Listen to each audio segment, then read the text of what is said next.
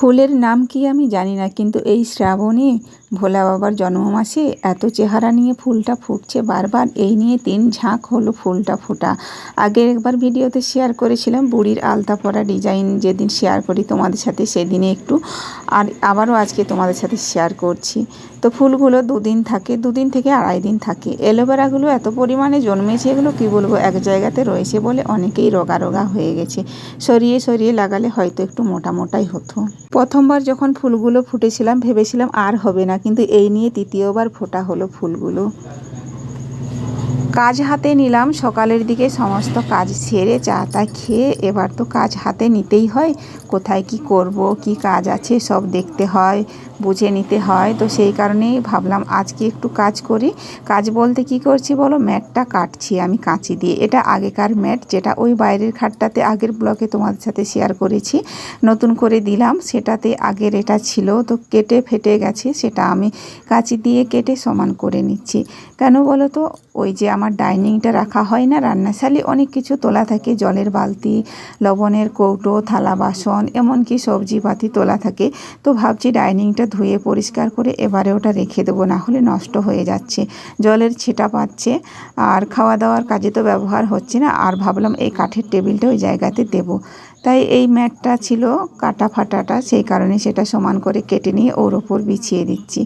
আর ডাইনিংটা ধোয়া হয়ে গেছে, ওই জায়গা থেকে তুলে নিয়েছি। আর এই টেবিলটা ছিল ওই বাবাইয়ের ঘরটাতে, বাবাইয়ের ঘরটাতে ডাইনিংটা দেবো, যেখানে ওর গান বাজানোর জিনিসগুলো থাকে। আর এটাই ওখান থেকে বার করে নিয়ে রান্নাশালে নিয়ে মানে রাখবো আর কি।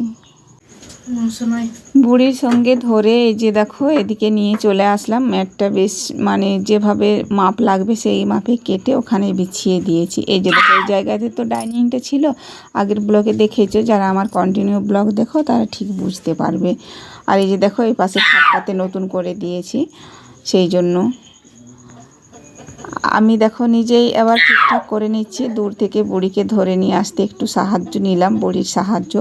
এরপর এই যে জিনিসপত্রগুলো থাকে সব এখানে তুলে রাখবো, সেগুলো এখন এই খাটটার মধ্যে রয়েছে। একটু মুছে নিই, ধুলো ময়লা অনেকেই বসেছে, তো সব জিনিসপত্রগুলো ওই জায়গাতে করে নিয়ে এখন দেখো তাহলে খাটটা খালি হবে, বসা হয়। আর এখানটাতে খাওয়া হয়, সেটা তো তোমাদেরকে বলেইছি আমি, এখানে শোয়া হচ্ছে না।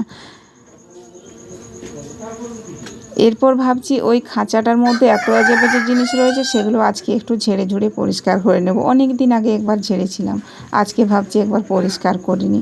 বুড়ি বাবাই যেহেতু এখন ঘরে রয়েছে, বাবাই যাবে, পরীক্ষা হচ্ছে বাবাইয়ের, সে যাবে সেই 12টা 12:30 নাগাদ, আর বুড়িও রয়েছে বাড়িতে।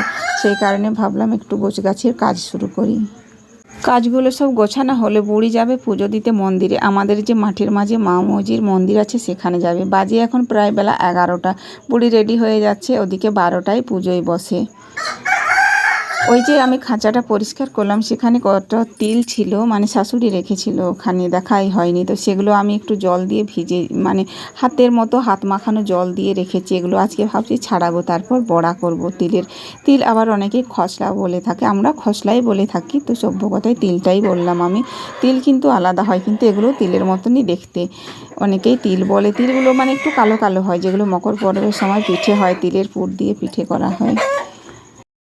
অনেক দিন পর পাড়াতে সবজিওয়ালা আসলো, তাই মনের মতন করে অনেক রকম সবজি নিয়ে নিলাম। আর আয়না চিরুন যেথায় সেথায় বলো, আয়না চিরুনি কোথায় বলো তো, এর জায়গা যেখানে সেখানে, কখনো খাবার টেবিলে, কখনো রান্না টেবিলে, কখনো বিছানায়, কখনো আলমারিতে, কি বলবো, আরও কখনো কখনো ঠাকুর ঘরেও চলে যায়, এর কোনো স্থিতি নেই। সবজি কি কি নিয়েছি দেখো, অনেক কিছু হলো। নিয়েছি বেগুন, টমেটো, করলা, বরবটি, আবার কুঁদরি, আরও নিয়েছি উচ্ছে, তো বললাম মানে করলা বললাম, পটল, তো সবই মিলে 5 কি 6 রকমের সবজি নিয়েছি। সবগুলোই মিলে 10 টাকার করে করে নিয়েছি, 60 টাকার সবজি।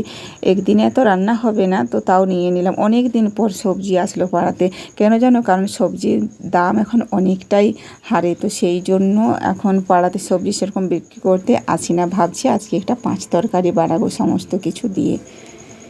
স্নান করে নিয়েছি দেখো, এখন বাজে প্রায় 2:45, তো স্নান করলাম। আর সব কিছুই খুলে দিয়েছি, দেখতে পাচ্ছ কানের, গলার।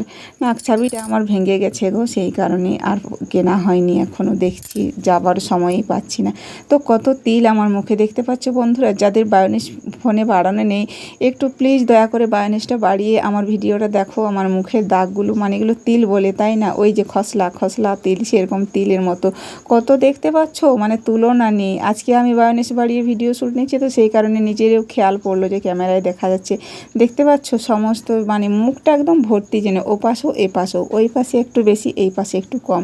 দেখো এগুলো কি বলো তো, এই দেখো গলার দিকে হয়ে এই দিকে, মানে কি বলবো, মানে সব জায়গায় ঘিরে এত তিল কেন আমার শরীরের মধ্যে, বলো তো কী হয়েছে এগুলো আমার, আমি বুঝে উঠতে পারি না। এগুলো ভালো, শুভ না অশুভ জানি না, কোনটা যে কি বলে বুঝতে পারি না বাবা। হস্তরেখা বিচার করাতে হবে, তাহলেই বুঝতে পারবো তারা কি বলে, এগুলো কিসের জন্য হয়েছে। আজ আমি তোমাদেরকে কি দেখালাম, নিজেরই হাসি পাচ্ছে, লজ্জাও পাচ্ছে। তো যাই হোক বন্ধুরা, চলো দেখাই কি অবস্থা ওদিকে। স্নান যেহেতু করছি, তাই একটু ঠাকুর ঘরে আসলাম প্রণাম করতে। আর বুড়ি এখন পুরো শ্রাবণ মাসটায় রোজ দিনেই পুজো করেছে, বিশেষ করে শিবের পুজো। দেখো রোজ দিন ফুল দিয়ে নতুন নতুন করে সাজায়। প্রদীপটা নিভে গেছে, অনেকটা সময় পার হয়ে গেল তো পুজো করা, সলতেটা পড়ে রয়েছে, তেল শেষ হয়ে গেছে, সেই কারণে আজকেও দেখো জবা ফুল তুল দিয়ে সব দিনই, মানে ঠাকুরকে খুব সুন্দর করে শিবকে সাজায়, তারপরে পুজো করে চন্দন দিয়ে জল দেয়, এই করে আর কি। এদিকে দেখো বাবাই খেয়েছে, এখনও থালাটা পড়ে রয়েছে। কিভাবে খেয়েছে দেখতে পাচ্ছ, কারণ এই যে আজ 5 তরকারি করেছি, একটা কুঁদরি ভাজা করেছি, আর টমেটো চাটনি করেছি, আবার কাগজি কেটে দিয়েছি। তো এইভাবে খেয়েছে বাবাই। কেন বলো তো, সবেই জানো মাংস নেই, সেই কারণে এরকমই খাওয়া দাওয়া। আজ মনে হয় 3 দিন মাংস হয়নি বাড়িতে। এদিকে দেখো, মানে সন্ধে হয়ে গেল, বাবাই বললো আমি দোকানে দাঁড়াচ্ছি, তুমি যাও আমাকে ম্যাগি বানিয়ে দাও। কারণ দুপুরের খাওয়া তো তোমরা দেখলেই কিভাবে খেয়েছে, সেই কারণে 2টো ম্যাগির প্যাকেট, একটা ডিম দিয়ে বললো আজকে বানিয়ে দাও। তাই চলে আসলাম দেখো রান্নাশালে, ম্যাগিটা সিদ্ধ হতে দিয়েছি জল দিয়ে, যেহেতু আজকে ডিম দিয়ে বানাবো। তো সিদ্ধ হয়ে গেছে, দেখো ছেঁকে তুলে নিলাম, ঝাঁঝরা বাটিটাই করেই ছাঁকলাম, একদম পুরো ঝরঝরে হয়ে গেছে। কড়াইতে তেল দিয়েছি পরিমাণ মতো, যেমনটা লাগবে সেরকমটাই। তারপরে যে দেখো ডিমটা ভেঙে তেলের মধ্যে দিলাম। আর এখানে স্বাদ মতো লবণটাও দিতে হবে, না হলে লবণ না দিলে যত ভালোই রান্না হোক না কেন, সাথে কোনো স্বাদ আসবে না, তাই না। ডিমটা ভাজা হয়ে গেছে, ওভেনটা কমিয়ে দিলাম। আর পর দেখো ওই যে ছেঁকে রাখা ম্যাগিটা আমি এখানে ঢেলে দিলাম। অনেক সময় চাউমিন খেতেও বাবাই খুব পছন্দ করে, তো চাউমিন আছে কিন্তু মশলাটা নেই, সেই কারণে ভাবলাম আজকে ম্যাগিটাই খাবে বলছে যেহেতু, এটাই বানিয়ে দিই। আর চাউমিনটা হলে একটু বেশি পরিমাণে বানানো হয়, এগুলো তো ছোট ছোট পাউচ, তাই 2টো নিয়ে আসলো। আর এই যে 2টোর মধ্যেই 2টো মশলা থাকে, মশলাটা দিয়ে দিলাম, অল্প করে লঙ্কার গুঁড়ো দেবো, যাতে বাবাই ঝাল খেতে পছন্দ করে, সেই কারণে ঝালের স্বাদটা আসে। হলো দেখো পুরো কমপ্লিট আমার চাউমিন ভাজা প্লেটের মধ্যে, বাবাইকে যে দেখো দিয়ে দিচ্ছি। আর শুধু তো এটা হাতে খাওয়া যাবে না, তার মধ্যে একটা কাঁটা চামচ লাগবে, তাই না। তো এই যে দেখো কাঁটা চামচটা প্লাস্টিকেরই দিলাম, রাখা ছিল বাড়িতে, 1 প্যাকেটে রাখা আছে, সেই কারণে স্টিলেরটা দিলাম না, ওটাই দিলাম।